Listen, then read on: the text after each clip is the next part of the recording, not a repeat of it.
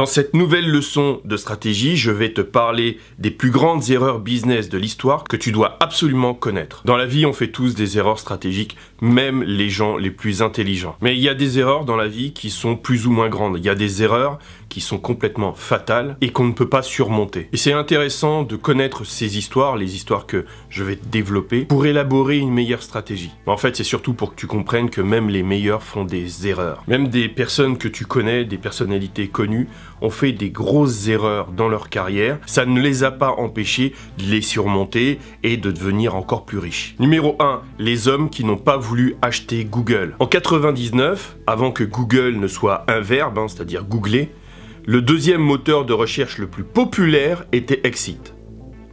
L'un des fondateurs de Google, Larry Page, en fait, il a proposé à Exit de lui vendre Google pour la modique somme de 750 000 $. Ouais, c'est pas beaucoup par rapport à ce que ça vaut aujourd'hui. Bien sûr, il y avait un deal, c'est-à-dire de remplacer la technologie, leur technologie, par la technologie qu'ils avaient élaborée, c'est-à-dire la technologie de Google. Eh bien, Exit n'a pas accepté. Voilà, ils n'ont pas accepté. Et plus tard, ils ont été rachetés par Ask.com. Et aujourd'hui, Ask.com détient moins de 2% du marché de la recherche sur Internet. Tandis que Google détient plus de 60% du marché de la recherche aux États-Unis. Bon, les actifs de Google sont estimés à 130 milliards $, ce qui fait que sa valeur est 173 333 fois supérieure à celle qu'Exit aurait payée pour l'acquérir. Une des différences entre le moteur de recherche Exit et Google, c'est que Google mesurait la performance de leur moteur de recherche par rapport à leurs clients, par rapport aux besoins des visiteurs. Ce qui n'était pas le cas d'Exit. La leçon qu'il faut retenir, c'est que le client, votre client, est plus important que tout. C'est votre visiteur, votre prospect qui est le plus important. C'est lui que vous devez privilégier. Il y a aussi une autre conception entre Google et Yahoo à l'époque. Il faut savoir que Yahoo, c'était l'entreprise phare il y a plusieurs décennies par rapport à Google.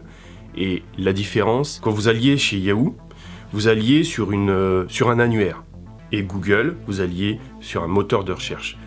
Google a fait dans la simplicité pour faciliter l'expérience client, ce qui n'était pas le cas quand vous alliez chez Yahoo. Moi, j'avais des sites qui étaient dans l'annuaire Yahoo, mais c'était compliqué pour les gens d'aller chercher.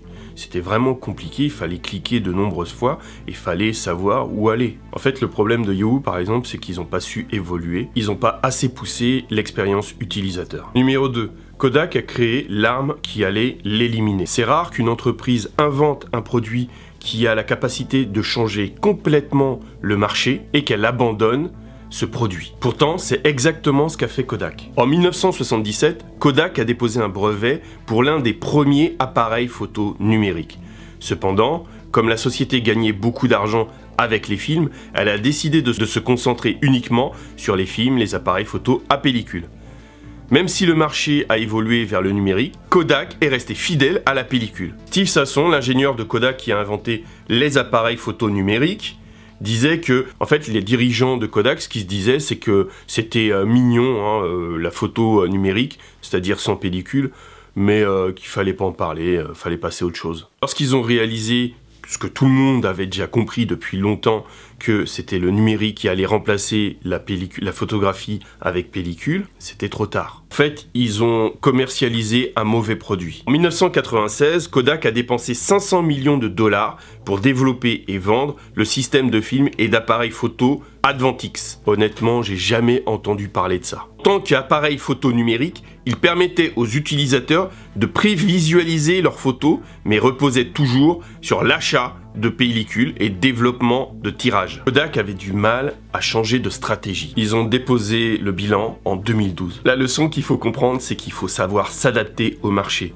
Écouter les utilisateurs, écouter le marché et s'adapter. En fait, il faut se préparer à l'avenir avant qu'il ne soit trop tard. D'ailleurs, j'ai une solution pour vous tous à la fin de la vidéo. Je vous demande de suivre la vidéo jusqu'au bout, ça sera intéressant pour vous. Le troisième cas, c'est MySpace. C'était avant Facebook, avant Instagram, avant TikTok. Dans un monde qui est complètement dominé par les médias sociaux, il est étrange que MySpace, c'est l'un des grands-pères de tous les sites de médias sociaux, soit à peine présent sur les radars. Alors on pourrait se dire, oui, il a été battu à l'époque par Facebook, mais en fait, il y a plein de réseaux sociaux qui sont en train de vivre au même moment. Là, il y a Instagram, il y a TikTok, il y a WhatsApp, il y a Snapchat, il y a Telegram. En 2005, MySpace était encore en plein essor et News Corp l'a acheté pour 580 millions de dollars. Les premières années ont été bonnes. La valeur de MySpace était estimée à 12 milliards de dollars en 2008. 3 ans plus tard, ils étaient sortis des radars. Et donc en fait, les gens ont déserté MySpace pour aller sur d'autres réseaux sociaux. En 2011, MySpace a été vendu pour 35 millions de dollars. C'est une grosse perte. Je vous laisse élaborer les leçons qu'il faut en tirer. Blockbuster refuse de racheter Netflix. Il y a longtemps, Blockbuster était la référence en matière de location de vidéos. Mais les géants du divertissement a pris une décision fatale. Bon, pour les plus anciens, vous connaissez les magasins où on pouvait louer des DVD.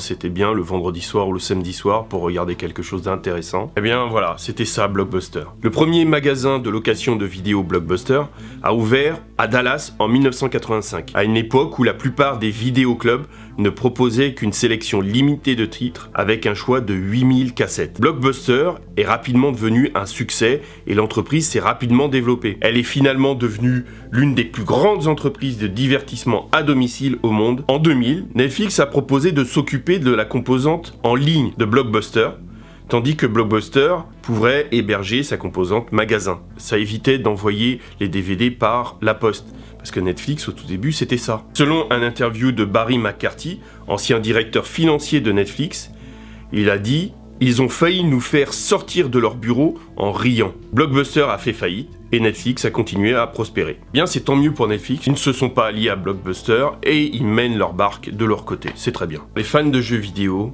je vais vous parler de Atari. Atari, c'est eux qui dominaient le monde du jeu vidéo il y a très longtemps. En fait, ils étaient les précurseurs des consoles de jeux vidéo. Et après une série d'erreurs dues à leur trop grande confiance en eux, parce qu'ils étaient dominants, ils étaient les pionniers, eh bien, ils se sont plantés. Et donc, ceux qui étaient leaders dans les années 80 ont déclaré faillite en 2013, après avoir marqué l'enfance et la jeunesse de plusieurs générations. En fait, ils ont eu plusieurs erreurs techniques dans leur lancement, et les concurrents ont su tirer parti des échecs technologiques d'Atari. Et ce qui fait que maintenant, comme console, vous trouvez Nintendo et Sony. Et une des erreurs qu'ils ont commises a été le lancement du jeu E.T. l'extraterrestre. C'est un film des années 80 réalisé par Steven Spielberg. Le jeu a été un désastre et les fans d'Atari n'ont pas du tout apprécié. Mal programmé et totalement déconnecté de l'histoire du film, il n'a fait que générer des pertes économiques pour l'entreprise. Maintenant, Atari, c'est des programmations de jeux pour les casinos et de la vente de matériel publicitaire. Et franchement, c'est bien triste. Il est considéré comme le pire jeu vidéo de l'histoire, le jeu Atari E.T. l'extraterrestre. Et il ressurgit aujourd'hui après la découverte de milliers de cartouches enterrées dans un désert du Nouveau-Mexique. Ce que je veux que vous compreniez dans cette vidéo, c'est qu'il faut s'adapter et ne pas compter sur les autres, ne pas compter sur la chance pour réussir. Il faut élaborer vos propres stratégies. Il y a une suite à cette vidéo, ça s'appelle Le Nouveau Stratège, comment devenir numéro 1 dans une thématique saturée. Je sais qu'il y a des gens qui me suivent, qui veulent faire ou qui font de la création de contenu, du dropshipping, Amazon FBA ou d'autres types de business. Si tu cliques sur le lien juste en dessous de la vidéo ou au-dessus, ça dépend où tu regardes cette vidéo, tu auras des éléments pour vraiment appliquer une stratégie qui va faire de toi le numéro 1. Les ancêtres protègent, serrez les rangs et restez unis.